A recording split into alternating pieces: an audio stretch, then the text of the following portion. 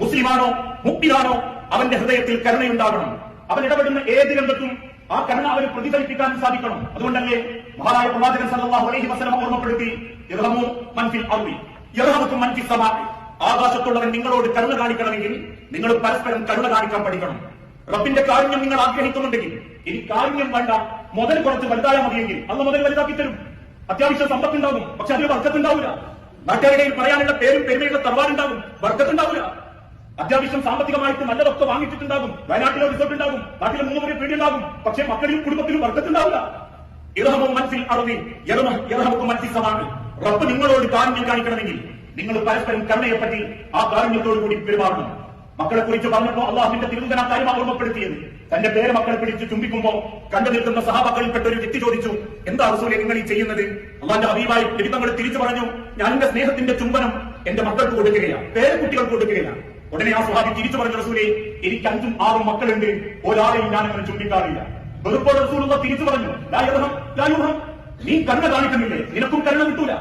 നിങ്ങൾ കാരണം കാരുണ്യമില്ലാത്തൊരു പ്രവൃത്തി നടന്നിട്ടുണ്ടോ? നിസ്സഹായാവസ്ഥയിൽ നിങ്ങളെ കരയിപ്പിക്കുമ്പോൾ ഒരു കരുണയും കിട്ടാതെ നിങ്ങൾക്കറിയും. നിങ്ങളൊരു ജീവിയോടോ മനുഷ്യരോടോ ഏതെങ്കിലും കുടുംബത്തോടോ മറ്റൊരു വ്യക്തിയോടോ നിങ്ങൾ ആ കാരുണ്യം തടഞ്ഞിട്ടുണ്ടെങ്കിൽ, കരുണ കിട്ടാത്തൊരു നിസ്സഹായാവസ്ഥയിൽ നിങ്ങൾ കരയിച്ചിട്ടല്ലാതെ അള്ളാഹു ഒരാളെ തിരിച്ചു വിളിക്കൂല. അള്ളാഹുവിന്റെ വേദഗ്രന്ഥമാ സാക്ഷി. അള്ളാഹുവിന്റെ പ്രവാചകൻ ഓർമ്മപ്പെടുത്തി, ലായുറഹം. ഇനി മാതാപിതാക്കളെ പറ്റി പറഞ്ഞപ്പോൾ റബ്ബ് സൂചിപ്പിച്ചതെന്താ? നിങ്ങൾ കാരുണ്യം കാണിക്കണം, കരുണയോടെ നിങ്ങൾ പെരുമാറണം. അതുകൊണ്ടാണ് റബ്ബ് പ്രാർത്ഥിക്കാൻ വേണ്ടി കൽപ്പിച്ചതും റബ്ബിർഹംഹുമാ കമാ റബ്ബയാനി സഗീറാ.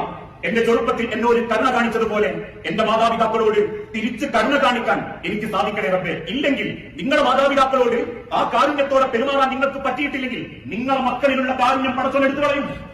നിങ്ങൾ അവകാശപ്പെട്ടതും നിങ്ങൾ ആഗ്രഹിക്കുന്നതും അള്ളാഹു തരാതെ നിങ്ങളെ പരീക്ഷിക്കും. അതുകൊണ്ട് റബ്ബിർഹംഹുമാ കമാ റബ്ബയാനി സഗീറാ. എന്റെ മക്കൾ അഥവാ റബ്ബേ എന്റെ വാർദ്ധക്യത്തിൽ എന്റെ മക്കൾ എന്നിൽ നിന്നും ആഗ്രഹിക്കുന്നതും എനിക്ക് എന്റെ മാതാപിതാക്കൾക്ക് കൊടുക്കാനുള്ളതും എന്റെ ചെറുപ്പത്തിന്റെ ഓർമ്മകളോടെയാവണം ഇന്നും പ്രാർത്ഥിക്കാൻ വേണ്ടി റബ്ബ് കൽപ്പിക്കുന്നു. ദാമ്പത്യ ജീവിതത്തെ പറ്റി റബ്ബ് പറഞ്ഞപ്പോ ഇതേ കാരുണ്യം റബ്ബ് പറഞ്ഞു,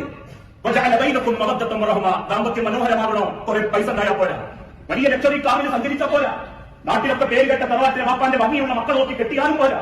ഇതൊന്നും വേണ്ടാന്നല്ല, ദീനുണ്ടെങ്കിൽ നിങ്ങൾക്ക് സ്നേഹിക്കാനും കരുണ കാണിക്കാനുമുള്ള മനസ്സുണ്ടെങ്കിൽ ലിത്തസ്കുനു നിങ്ങൾക്ക് സമാധാനം അള്ളാഹു എത്തിച്ചു തരും. ആ കാരുണ്യം ആ കുടുംബത്തിൽ ഇല്ലാതായിക്കൊണ്ടിരിക്കുന്നതും ഒരു മുസ്ലിം സമൂഹത്തിന്റെയും ഒരു വിശ്വാസിയുടെയും ഏറ്റവും നല്ല മനസ്സും ഏറ്റവും നല്ല ഐഡന്റിറ്റിയുമായി അള്ളാഹു താല ഓർമ്മപ്പെടുത്തുന്നത് പരസ്പരം കരുണയോടെ പെരുമാറും, കാരുണ്യത്തോടുകൂടി ഇടപെടും. ഏത് വിഷയത്തിൽ അവർ ഇടപെടുന്നുണ്ടോ? അള്ളാഹുവിന്റെ ഹബീബായ നബിതങ്ങളൊക്കെ പറഞ്ഞു, അയൽവാസി പട്ടിണി കിടക്കുമ്പോ നിങ്ങൾ വയറ് നിറച്ച് ഭക്ഷിക്കരുത്, അത് കാരുണ്യമാണ്. അയൽവാസിയോട് നിങ്ങൾ കാണിക്കേണ്ട കാരുണ്യം. നിങ്ങൾ കറി പാകം ചെയ്യുന്നുണ്ടെങ്കിൽ അല്പം വെള്ളം ചേർത്തിട്ടെങ്കിലും നിങ്ങൾ അയൽവാസിയെ പരിഗണിക്കണം, കാരുണ്യമാണ്. ഇസ്ലാം എന്ന് പറഞ്ഞാലും അള്ളാന്റെ റസൂലിന്റെ മതം എന്ന് പറഞ്ഞാലും ഇസ്ലാമിന്റെ ഐഡന്റിറ്റി എന്ന് പറഞ്ഞാലും നിസ്കരിക്കലും നോമ്പൊരിക്കലും കടകാലം പോകലും മാത്രമല്ല, മറ്റുള്ളവരോടും ജീവജാലങ്ങളോടും കരുണയോടെ പെരുമാറലും കൂടിയാണ്. എന്റെ വാക്കുകൊണ്ടോ പ്രവൃത്തി കൊണ്ടോ ഒരാൾക്കും ഒരു വേദന വന്നിട്ടില്ല എന്ന് ഉറപ്പുവരുത്തല. തന്റെ പക്ഷിക്കൂട്ടങ്ങൾ തലക്ക് മുകളിലൂടെ വട്ടമിട്ട് തുറക്കുമ്പോ ആരാണ് ആ തള്ളപ്പക്ഷിയുടെ കുഞ്ഞിനെ എടുത്തതെന്ന് ചോദിക്കുകയും ആ വലിയ സൈന്യത്തെ നിർത്തി ഓരോ സഹാബത്തിന്റെ അരികിൽ വന്ന് ദേഷ്യത്തോടെ ചോദിച്ച് അവസാനം ഒരു സ്വഹാബിയുടെ വസ്ത്രത്തിനുള്ളിൽ നിന്നും പക്ഷിക്കുഞ്ഞിനെ എടുത്ത് തിരിച്ച് ആ തള്ളപ്പക്ഷിയുടെ ചുവട്ടിൽ കൊണ്ടുവച്ച് കണ്ണു പറഞ്ഞ് റസൂലുള്ള പറഞ്ഞൊരു വാക്കുണ്ട്, ഈ പക്ഷിക്കുഞ്ഞിനെ എനിക്ക് സമ്മാനിക്കുന്നതിനേക്കാൾ എനിക്കിഷ്ടം അതിനെ കണ്ട ആ ഉമ്മ കരയുന്നതും ആ ഉമ്മ പിന്നീട് സന്തോഷിക്കുന്നതുമാണെന്നും, ജീവനുള്ള പച്ചക്കരളുള്ള ഒന്നിനോടും അതൊരു ഉറുമ്പ് കൂട്ടമാണെങ്കിൽ പോലും നിങ്ങൾ അതിനോട് കാരുണ്യത്തോടെ മാത്രമേ പെരുമാറാവൂ എന്നും അള്ളാഹുവിന്റെ റസൂലുള്ള പഠിപ്പിച്ചത് കരുണയാ ഇസ്ലാമിന്റെ മാതൃക എന്നുള്ളത് കൊണ്ടാണ്.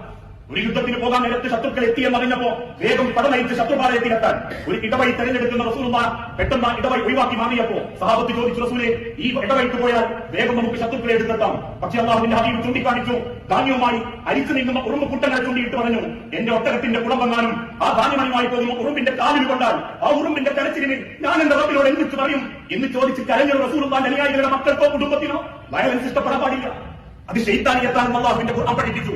തീയാൽ സൃഷ്ടിക്കപ്പെട്ട് അതല്ലെങ്കിൽ പടച്ചറപ്പിന്റെ മുൻപിൽ അള്ളാഹുവിന്റെ ആദമിന് മുൻപിൽ സുജൂദ് ചെയ്യാൻ കൽപ്പിച്ചപ്പോ അഹങ്കാരം കൊണ്ട് മാറി നിന്ന് എന്നും എതിരുമായി നിന്ന ശൈത്താന്റെ മനസ്സ വയലൻസ് ഇഷ്ടപ്പെടുന്നവരെന്ന് ചരിത്രത്തിൽ ഉലമാക്കളെ രേഖപ്പെടുത്തിയത് കാണാൻ സാധിക്കും. നിങ്ങളെ പാപങ്ങൾ പൊറുക്കണോ? നിങ്ങൾ കാരുണ്യത്തോടെ പെരുമാറണം. ഇസ്ലാമിക ചരിത്രത്തിൽ അള്ളാഹുവിന്റെ ഹബീബ് പഠിപ്പിച്ചൊരു ചരിത്രമുണ്ട്. വ്യഭിചാരിയായ വേശ്യാവൃത്തിയിൽ ഏർപ്പെടുന്ന ഒരു പെണ്ണ് തന്റെ വ്യഭിചാരം കഴിഞ്ഞ് തിരിച്ചു വരുമ്പോ ദാഹിച്ചു തൊണ്ട വരഞ്ഞു നിൽക്കുന്ന ഒരു നായക്ക് വെള്ളം കൊടുത്തപ്പോ വഹുവഫിൽ ജന്ന, അവരുടെ പാവങ്ങൾ റബ്ബ് പുറത്തെന്നും അവർക്ക് സ്വർഗമുണ്ടെന്നും പഠിപ്പിച്ച അള്ളാഹുവിന്റെ ഹബീബ് വീണ്ടും ഓർമ്മപ്പെടുത്തി നമസ്കരിച്ച് അള്ളാഹെ ഭയപ്പെട്ട് നടന്നൊരു പെണ്ണ് ദാഹിച്ചു വലഞ്ഞൊരു പൂച്ചക്ക് വെള്ളം കൊടുക്കാതിരുന്നപ്പോ വഹുവഫിന്നാർ, അവൾ അള്ളാന്റെ നരകത്തിലാണെന്ന് പഠിപ്പിച്ചിട്ടുണ്ടെങ്കിൽ പാവങ്ങൾ പൊറുക്കാനും അള്ളാഹുവിന്റെ രീതിയിൽ ഉന്നതനാകാനും റബ്ബ് പഠിപ്പിക്കുന്നത് കരുണയുള്ള മനസ്സിന്റെ ഉടമകളാവുക എന്നുള്ളത് തന്നെയാണ്. വിശുദ്ധ ഖുർആനിന്റെ വെളിച്ചത്തിലും ഇസ്ലാമിക ചരിത്രവും പരിശോധിച്ചു നോക്കിയാൽ ബലി അറുക്കുന്ന സമയത്ത് പോലും അള്ളാന്റെ ഹബീബായ വിത്തങ്ങൾ പഠിപ്പിച്ചു, മൂർച്ചയുള്ള കത്തിയെടുക്കണം, നിങ്ങൾ ആ മൃഗത്തെ സങ്കടപ്പെടുത്തരുത്, അതിനോട് കരുണ കാണിക്കണം, അതിന്റെ ശരീരത്തിൽ മറ്റൊരു മുറിവും നിങ്ങൾ വരുത്തരുത്, അതോടൊപ്പം അതിന്റെ കാലുകൾ നിങ്ങൾ കെട്ടണം. നിങ്ങൾ ഏതെങ്കിലും തരത്തിൽ അതിന്റെ മരണം എപ്പോഴും കാണുമ്പോ നിങ്ങൾ ചിരിക്കാനോ ആസ്വദിക്കാവുന്ന രീതിയിൽ നിങ്ങൾ അതിന്റെ രീതിയിലേക്ക് പോകരുത്. അതിന്റെ രക്തത്തിന്റെ പമ്പ് ചെയ്യലോ, ചീറ്റിത്തെറിക്കുന്ന രക്തമോ, അതിന്റെ വല്ലാത്ത വെപ്രാളമോ, അറുത്തിട്ട് വെയിലേക്കുള്ള തുള്ളലോ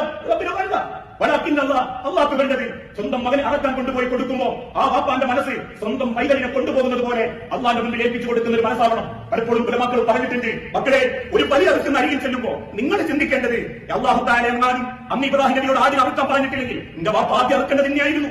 ഓരോന്നിനും ഓരോ കൊല്ലായിട്ട് പടച്ചോന്റെ മുമ്പിൽ അറക്കേണ്ടി വരികയായിരുന്നു. എന്നെ അറുക്കുന്നതിൽ നിന്നും പടച്ചോൻ എന്നെ രക്ഷപ്പെടുത്തിയത് ഈ നാൽക്കാലികളെ കൊണ്ടാണെങ്കിൽ ആ നാൽക്കാലികൾക്ക് വേണ്ടി പടച്ചറപ്പിനോട് പ്രാർത്ഥിച്ച് കൊടുക്കുന്നവന്റെ ഇബാദത്ത് അല്ലാഹ് സ്വീകരിക്കാൻ വേണ്ടി ദുആ ചെയ്യലാ. പരികർമ്മത്തിന്റെ ഒരു പ്രത്യേകത, അതിന്റെ ഒരു ഭംഗി. ആ തിരിച്ചറിവ് കുടുംബത്തിലും വ്യക്തികളിലും നഷ്ടപ്പെടുമ്പോ വയലൻസ് ആസ്വദിക്കപ്പെടും. ആ വയലൻസിലേക്കാണ് നമ്മൾ നാട് നീങ്ങിക്കൊണ്ടിരിക്കുന്നതും. എല്ലാ രംഗത്തും അടിക്കടി കണ്ടില്ലേ, സ്കൂൾ വിട്ടു 2 സ്കൂളുകൾ തമ്മിൽ തല്ലി, അല്ലെങ്കിൽ 2 വിദ്യാർത്ഥികൾ തമ്മിൽ തല്ലി, 2 ഗ്രേഡുകൾ തമ്മിൽ തല്ലി, അല്ലെങ്കിൽ 2 കൂട്ടായ്മകൾ തമ്മിൽ തല്ലി, തല്ലികരിക്കുന്നവർ, തല്ലിക്കേൽപ്പിക്കുന്നവർ. ഇതൊക്കെയാണ് ആർത്തമെന്നും ഇതൊക്കെയാണ് ഹീറോയിസം എന്നും ചിന്തിപ്പിക്കപ്പെടുന്ന രീതിയിൽ നവനിബന്ധനകൾ നമ്മുടെ മക്കളുടെ മനസ്സിനെ സ്വാധീനിക്കുമ്പോൾ സ്നേഹത്തിന്റെയും കരുണയുടെയും പാഠങ്ങൾ മക്കൾക്ക് അറിയിച്ചു കൊടുക്കാനും അവരെ നേർക്കയിലേക്ക് നയിക്കാനും നമുക്ക് നമ്മളെ ഉള്ളൂ എന്ന തിരിച്ചറിവ് രക്ഷിതാക്കൾ നേടണം.